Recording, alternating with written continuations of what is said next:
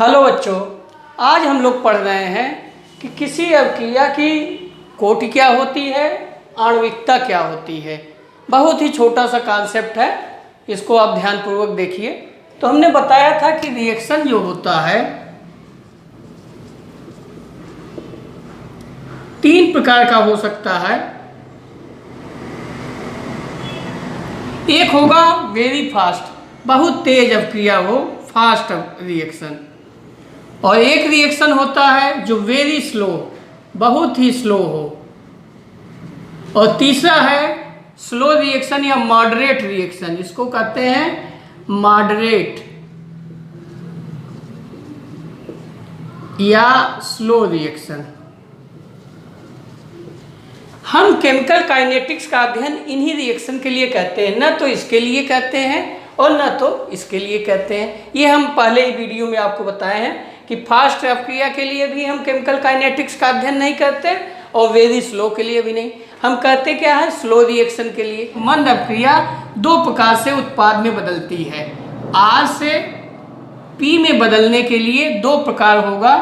पहला कहा जाएगा प्राथमिक अवक्रिया या एलिमेंट्री अवक्रिया, प्राथमिक अभिक्रिया।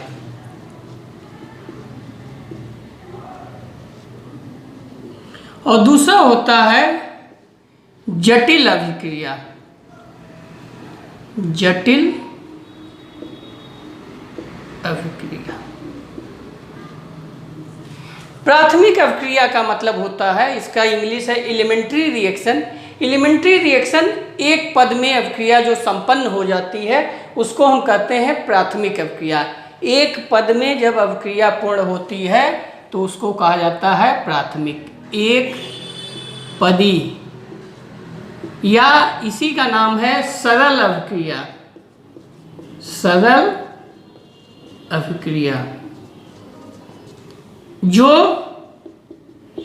एक पद में पूर्ण हो जाती है, एक पद में पूर्ण हो जाती है। और जटिल अभिक्रिया जो होती है दो या दो से अधिक पदों में पूर्ण होती है, दो या दो से अधिक पदों में पूर्ण होती है।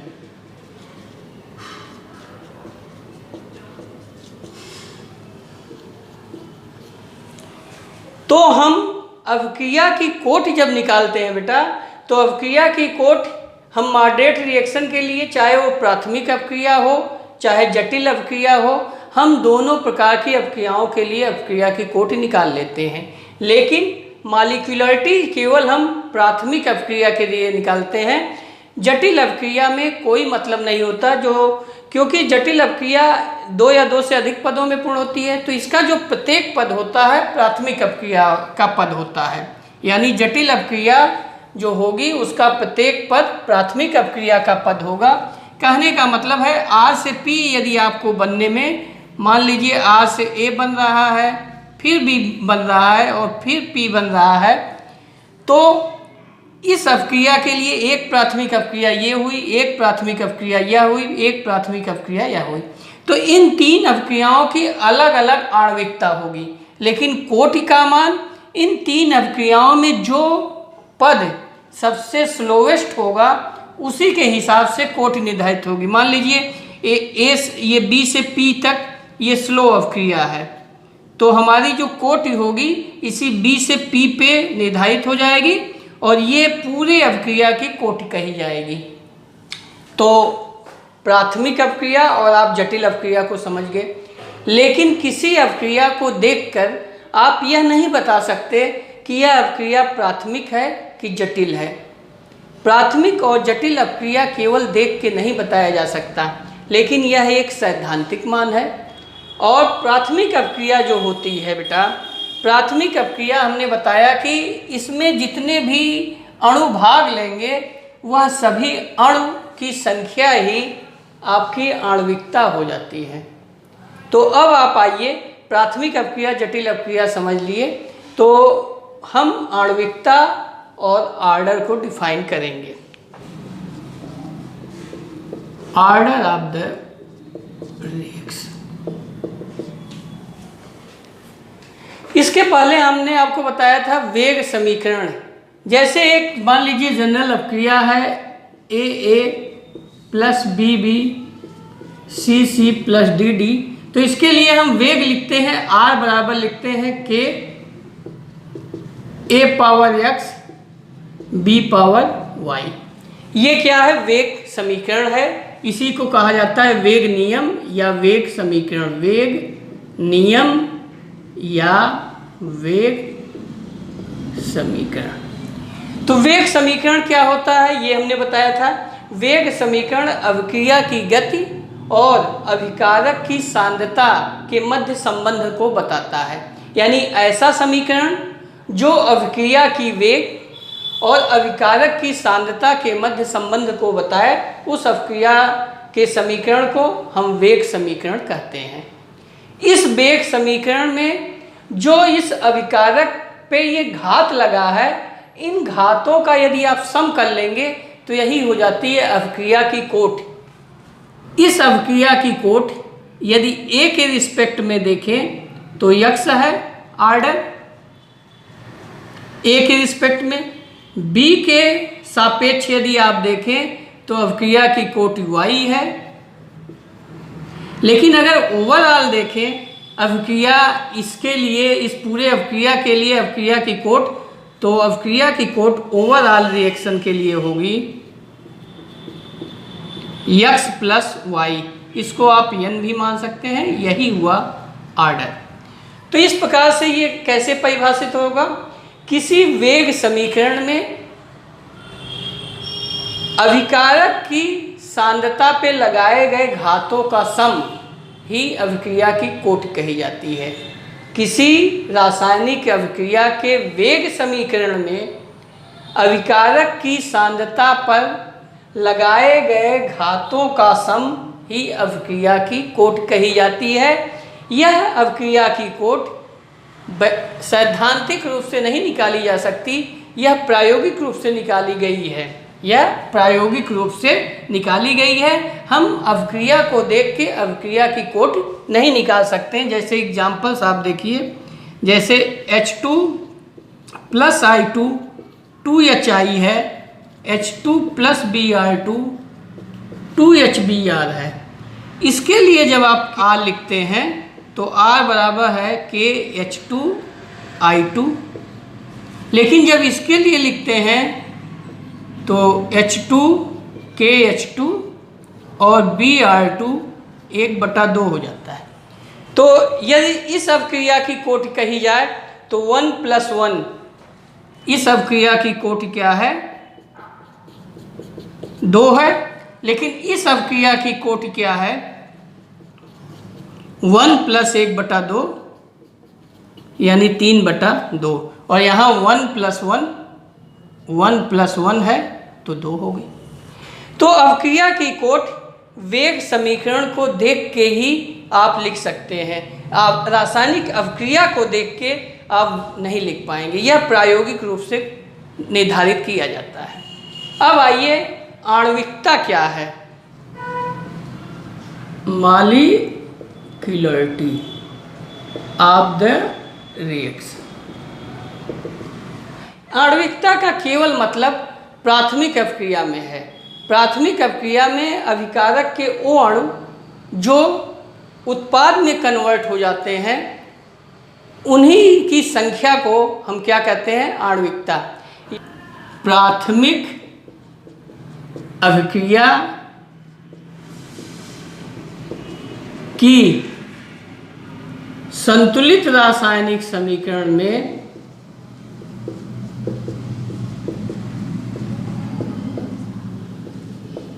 यानी 2 शर्त होनी चाहिए। पहला होना चाहिए प्राथमिक अभिक्रिया हो और वह रासायनिक समीकरण संतुलित हो। प्राथमिक अभिक्रिया की संतुलित रासायनिक समीकरण में अभिकारक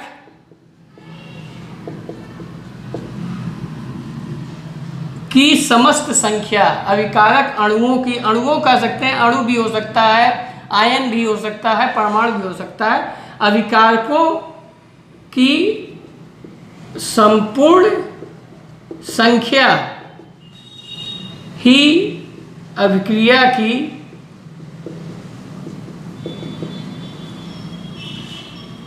आणविकता कही जाती है।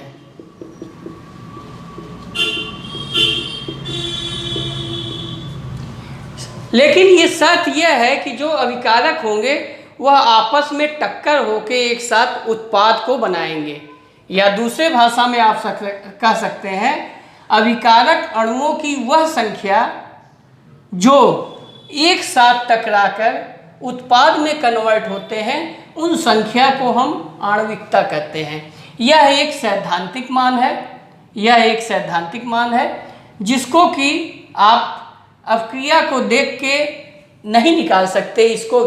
इसको भी प्राथमिक अपक्रिया है कि जटिल अपक्रिया है, यह आपको देख के आप नहीं बता सकते। लेकिन यदि किसी रासायनिक अपक्रिया को देख के पूछा जाए कि आणविकता निकालिए, तो आप ये मान के चलेंगे कि यह दिया गया अपक्रिया प्राथमिक अपक्रिया है। आप अभिकारक अणुओं की संख्या को जोड़ लेंगे। जैसे यदि H2 + Br2 2HBr, यदि यहाँ हम कहें कि आणविकता निकालिए तो आप आणविकता 2 नहीं कहेंगे, मॉलिक्यूलरिटी यहाँ ≠ 2। लेकिन H2 + I2 2HI, यहाँ मॉलिक्यूलरिटी 2 है, 1 + 1 2।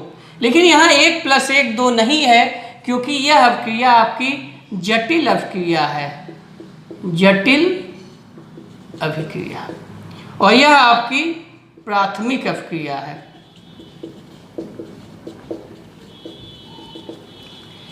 जनरली प्राथमिक अपक्रिया में कोट और आणविकता दोनों समान आते हैं सामान्य रूप से, लेकिन ये 100% नहीं है। जैसे एक इक्वेशन ले लीजिए, एस्टरीफिकेशन CH3COO C2H5 + H2O, यह जब टूटता है तो CH3 COOH C2H5OH। यहाँ पे यदि आपसे आर्डर पूछा जाए तो ये फर्स्ट आर्डर की अपक्रिया है, क्योंकि इसका कंसंट्रेशन इतना ज़्यादा ले लिया जाता है कि इसके कंसंट्रेशन पे इस अपक्रिया का वेग नहीं निर्धारित हो चुका। R बराबर यहाँ पे है K, इसका कंसंट्रेशन CH3 COO C2H5। लेकिन ये दोनों अणु आपस में जब ये रिएक्शन टकराते हैं तभी ये दोनों प्रोडक्ट बने हैं। ये एक प्राथमिक अपक्रिया है और मॉलिक्यूलरिटी 1 और 1 2 है। मॉलिक्यूलरिटी क्या है? 2। पूछा जाता है कि अपक्रिया की कोट और आणविकता में अंतर बताइए।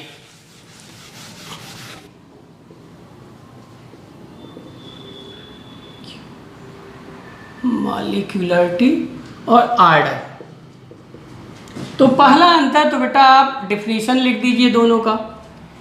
मॉलिक्यूलरिटी की हमने डिफिनीशन बताया कि किसी प्राथमिक अपक्रिया में संतुलित रासायनिक समीकरण में जो अभिकारक अणुओं की टोटल संख्या होती है वही क्या होती है? आणविकता होती है अपक्रिया की। और आर्डर क्या है? किसी रासायनिक समीकरण में, यहाँ प्राथमिक की आवश्यकता नहीं है, प्राथमिक भी हो सकता है, जटिल भी हो सकता है। अपक्रिया का गति रेट कंसंट्रेशन के जिन घातों पे निर्भर होता है उन घातों के सम को, योग को हम अपक्रिया की कोटि कहते हैं। या एक लाइन में आप कह सकते हैं वेग समीकरण में सांद्रता के घातों का योग ही अपक्रिया की कोटि कही जाती है। दूसरा पॉइंट, यह एक सैद्धांतिक मान है, थ्योरेटिकल है, ये सैद्धांतिक है। और ये क्या है? प्रायोगिक मान है। तीसरा इंपॉर्टेंट पॉइंट है कि मॉलिक्यूलरिटी का मान कभी भी शून्य नहीं हो सकता और फ्रैक्शन नहीं हो सकता और निगेटिव नहीं हो सकता। यानी न तो शून्य हो सकता है, न तो फ्रैक्शन हो सकता है, न तो निगेटिव। क्योंकि दो या दो से अधिक पदार्थ का या एक ही पदार्थ टूटना चाहिए तो कम से कम मॉलिक्यूलरिटी 1 तो होनी ही चाहिए, 1 से कम नहीं हो सकती। इसका मतलब न तो शून्य हो सकता है और न तो निगेटिव हो सकता है, न तो शून्य, न तो भिन्नात्मक, और न ही निगेटिव। लेकिन ये प्रायोगिक मान है तो इसका मान शून्य भी हो सकता है, निगेटिव भी हो सकता है और भिन्नात्मक भी होता है और फ्रैक्शन भी। चौथा पॉइंट यह है कि जो मॉलिक्यूलरिटी होती है या तो मॉलिक्यूलरिटी 1 होगी या 2 होगी या अधिक से अधिक 3 होती है। ज़्यादातर रिएक्शन में 1, 2, 3 से अधिक नहीं होती। क्यों? क्योंकि 3 से ज़्यादा अणु एक साथ टक्कर करके उत्पाद में परिवर्तित होने की टेंडेंसी 3 से ज़्यादा अणुओं की नहीं हो पाती। इसलिए मॉलिक्यूलरिटी का मान अधिकतम 3 होता है, अधिकतम 3 और न्यूनतम जो होगा वह 1। जो ऑर्डर होता है, ऑर्डर का अधिकतम मान यहाँ पे भी देखा गया कि ज़्यादातर अपक्रिया की कोट अधिक से अधिक 3 हुई, लेकिन न्यूनतम मान यहाँ निगेटिव भी हो सकता है। न्यूनतम मान निर्धारित नहीं है, न्यूनतम मान निगेटिव संभव। 5वां पॉइंट, मॉलिक्यूलरिटी सदैव प्राथमिक अपक्रिया की निकाली जाती है, अर्थात ऐसी अपक्रिया जो एक पद में पूर्ण होती है। वहाँ पे इसका मतलब है जटिल अपक्रिया में चूंकि कई प्राथमिक पद होते हैं तो वहाँ पे मॉलिक्यूलरिटी का कोई मतलब नहीं है। जटिल अपक्रिया में आणविकता का कोई मतलब नहीं होता, जबकि ऑर्डर जो होता है किसी भी अपक्रिया के लिए, चाहे वो प्राथमिक हो चाहे जटिल हो, प्रायोगिक रूप से निकाला जाता है। प्रायोगिक रूप से निकाला गया मान है, प्रायोगिक रूप से निकाला गया मान है, चाहे अपक्रिया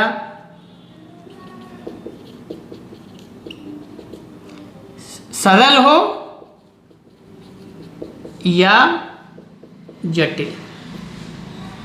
यहाँ पे थोड़ा सा आप और समझ सकते हैं कि अगर वो जटिल अपक्रिया है, जैसे R से P बदलने के लिए मान लीजिए A में जाता है, फिर B में जाता है, फिर P में, तो जो इन सब में स्लोएस्ट स्टेप होता है उसी से ऑर्डर निकलता है। मान लीजिए ये स्टेप स्लो है, तीनों में से कोई ना कोई स्टेप स्लो होगा, तो जब जो सबसे स्लोएस्ट स्टेप होता है उसी से रासायनिक अपक्रिया की गति को निर्धारित किया जाता है। यानी B से P तक जो अपक्रिया का ऑर्डर होगा, यानी इस प्राथमिक अपक्रिया के लिए, वही पूरी अपक्रिया का ऑर्डर हो जाएगा। 6वां पॉइंट, मॉलिक्यूलरिटी ताप और दाब की विभिन्न परिस्थितियों में बदलता नहीं। मॉलिक्यूलरिटी क्या है? बैलेंस, संतुलित रासायनिक समीकरण की जो अभिकारक अणुओं की संख्या है वह निश्चित रहती है, ताप दाब की परिस्थितियों में नहीं बदलता। और ऑर्डर जो होता है ताप और दाब की परिस्थितियों में बदलता है। एग्जाम्पल्स आप लिख सकते हैं, जैसे अमोनिया है बेटा, इस अमोनिया का जो विघटन होता है N2+3H2, अगर यहाँ पे टंगस्टन ले लें या प्लेटिनम ले लें उत्प्रेरक, तो हम देखते हैं कि जो ऑर्डर होता है R जो है वह 0 ऑर्डर का है, NH3 0 ऑर्डर। लेकिन यदि यहीं पे हम हार्ड क्वार्ट्स ले लें तो R का मान जो हो जाता है KNH3, यानी ऑर्डर क्या हो गया? 1 हो जाता है। तो इसका मतलब है कि अपक्रिया की कोट ताप और दाब से प्रभावित होती है, जबकि आणविकता ताप और दाब से प्रभावित नहीं होती। इस प्रकार से आपका ये छोटा सा टॉपिक आणविकता और कोट समाप्त हो गया। अब हम आपको किसी रासायनिक अपक्रिया का जो डिफरेंशियल रेट लॉ है उसको लिखना बता रहे हैं, ताकि अगले वीडियो में हम आपको किस प्रकार से अभिकारक और उत्पाद इंटीग्रेटेड रेट लॉ में बनता है, उनके बीच क्या संबंध है और उनके बीच क्या ग्राफ है, ये सब बता सकूं। जैसे कोट के हिसाब से मान लीजिए कोई एक अपक्रिया A से प्रोडक्ट में कन्वर्ट हो रही है। अगर आपको मालूम है कि अपक्रिया की कोट 0 है, तब आप कैसे अपक्रिया का रेट लिखेंगे, और यदि आपको मालूम है कि अपक्रिया की कोटि 1 है तब कैसे लिखेंगे। यदि अपक्रिया की कोटि 0 है तो हमने आपको बताया है कि रेट लिखने के लिए इस रिएक्टेंट का पे माइनस लगा दिया जाएगा, क्योंकि यहाँ स्टोइकियोमेट्रिक गुणांक क्या है, 1 है, यानी माइनस dA/dt इसके पद में लिखने के लिए। अगर इसके पद में लिखना होता तो लिखते dP/dt। अगर मान लीजिए ये P है तो प्लस के रूप में लिखना हो तो dP/dt। लेकिन हम कह रहे हैं कि ये 0 ऑर्डर का है तो आप लिख देंगे रेट R बराबर -dA/dt बराबर KA/0। तो आप आसानी से इस इक्वेशन को इंटीग्रेट कर लेंगे। अभी इंटीग्रेशन बताएंगे तो आपको इनका t समय बाद क्या मात्रा बचती है वह सब संबंध आपको पता चल जाएगा। यदि मान लीजिए यही अपक्रिया हम कहें कि नहीं प्रथम कोटि की है तो हम आप लिखेंगे -dA/dt बराबर KA। तो इस अपक्रिया को हम इंटीग्रेट करके हम अन्य चीज़ों को निकालेंगे कि A का मान समय के साथ कैसे बदल रहा है।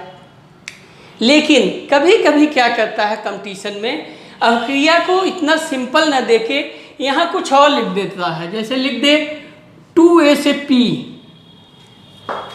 तो आपसे कहे कि 0 ऑर्डर का रिएक्शन इसके लिए लिखिए, तब आप ये न लिख के आप लिखेंगे -1/2 dA/dt बराबर KA पावर मान लीजिए 0 है तो आप 0 लिख दीजिए, A/0, यानी इस पर निर्भर नहीं करता। लेकिन अब यहाँ पे dA/dt जो हो जाएगा वह 2K हो जाएगा, जबकि यहाँ पे dA/dt जो है वह केवल K है। तो इसका मतलब स्टोइकियोमेट्रिक गुणांक यदि बदल दिया जाएगा तो कांस्टेंट का मान बदल जाएगा। तो लेकिन हम क्या करते हैं, इसी सामान्य अपक्रिया के लिए, सबसे सिंपलेस्ट अपक्रिया के लिए हम 0 ऑर्डर भी लिखते हैं, और इसी सिंपलेस्ट ऑर्डर के लिए फर्स्ट ऑर्डर लिख के अभिकारक का समय के साथ क्या सांद्रता में परिवर्तन होता है उसका अध्ययन करते हैं। अगले वीडियो में आएगा बेटा। धन्यवाद।